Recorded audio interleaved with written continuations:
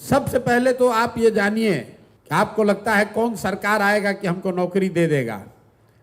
तो सरकारी जो व्यवस्था है बिहार में, चपरासी से लेकर मुख्य सचिव तक, संविदा कर्मी इंक्लूडेड, सबकी संख्या जोड़िएगा तो बिहार में कुल जनसंख्या का 1.97-2% से कम लोग ही सरकारी नौकरी करते हैं।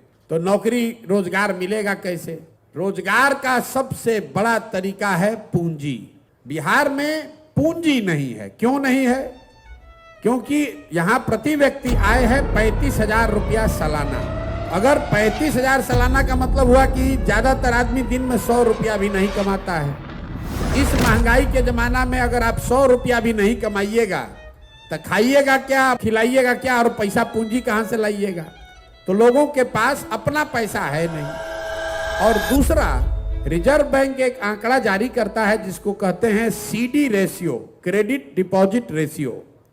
बैंक में आपने कितना पैसा रखा और बैंक ने उसके बदले आपको कितना पैसा लोन दिया, कर्ज दिया, व्यक्तिगत तौर पर नहीं, राज्य के स्तर पर। सरकार की जो व्यवस्था है देश में, उसमें बैंकों की ये जिम्मेवारी है कि अगर 100 रुपया लोग बैंक में रखें तो कम से कम 70 रुपया लोन लोगों को मिलना चाहिए, ताकि आप घर बना सकें, मोटरसाइकिल चला सकें, दुकान खोल सकें, कोई रोजी रोजगार, बिजनेस, व्यापार कर सकें। बिहार में ये रेशियो है 40%।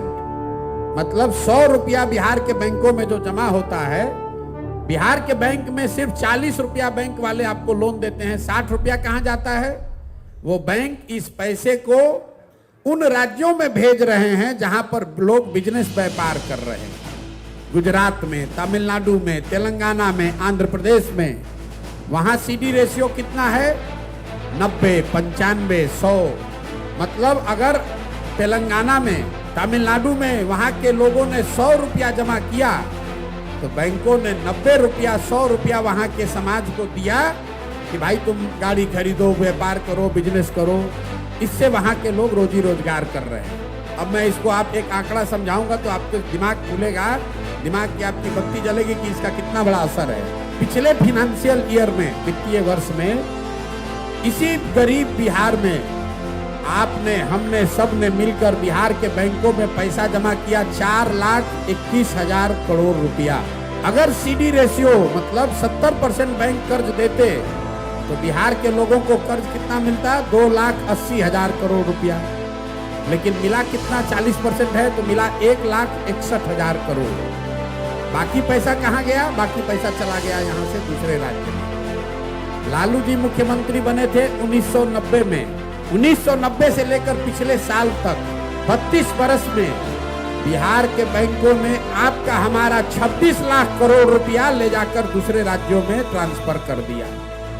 आपको लग रहा है कि यहां से लोग का पलायन हो रहा है। बिहार का जो पलायन का समस्या है, ये सिर्फ श्रम का, लोगों का पलायन नहीं है। लोगों का पलायन है, बुद्धि का पलायन है और पूंजी का पलायन है। जो नौजवान है जिसके पास पैसा, साधन, पढ़ाई नहीं है, वो मजदूरी करने के लिए बाहर जा रहा है। जो नौजवान पढ़ लिख गया वो पढ़ाई करके बाहर नौकरी करने के लिए पलायन कर रहा है। और जो पैसा हम लोग के पास है वो भी दूसरे जगह जा रहा है। अगर रोजगार यहाँ चाहिए तो सबसे पहले यहाँ लोगों को पूंजी उपलब्ध होना चाहिए। आपकी क्षमता के अनुसार 50,000, 1 लाख, 2 लाख, 3 लाख, 5 लाख रुपया लोन मिलने लगे सहज तरीके से तो बिहार के घर घर में रोजगार होने लगे। नहीं तो सरकारी नौकरी के चक्कर में हम लोग दौड़ते दौड़ते मर जाएंगे। तो जन स्वराज का मंत्र बिहार में रोजगार लाने का मतलब ये नहीं है कि चीनी का फैक्ट्री खोल देंगे। चीनी का फैक्ट्री खोलिएगा तो कितना आदमी को रोजगार मिलेगा? फैक्ट्री लगना चाहिए। लेकिन यहाँ से बेरोजगारी पलायन अगर दूर करना है तो एक ही चीज चाहिए। 15 साल से कम उम्र के बच्चों को पढ़ाइए, 15 से 45 साल के युवाओं को पूंजी दीजिए और 45 साल से जो ऊपर है उसको पेंशन दीजिए ताकि उसको भीख न मांगना पड़े। तो सबसे पहले जरूरी है कि 15 साल से पहले के बच्चों को अच्छी से अच्छी शिक्षा दी जाए ताकि वो 15 बरस के बाद सरकार की व्यवस्था पर बोझ न बने। और जो बच्चा 15 साल से ऊपर हो गया, जो पढ़ाई का समय निकल गया, अभी दिल्ली में जाकर कारपेंटर है, बॉम्बे में जाकर इलेक्ट्रीशियन है, कहीं जाकर बाल काट रहा है, उसको ये चीज आता है, उसको सिर्फ पैसा पूंजी नहीं है कि वही चीज आकर वो बिहार में कर सके। तो बिहार के बच्चों को वो धंधा सिखाना चाहते हैं। अभी क्या है, बिहार के बच्चों को राजनीति सिखाया जा रहा है और धंधा गुजरात के लोगों से कराया जा रहा है। हम चाहते हैं कि बिहार के बच्चे धंधा करना सीखें, अपने बल पर अपने पैर पर खड़ा हों, और उसके लिए सिर्फ और सिर्फ पूंजी की जरूरत है।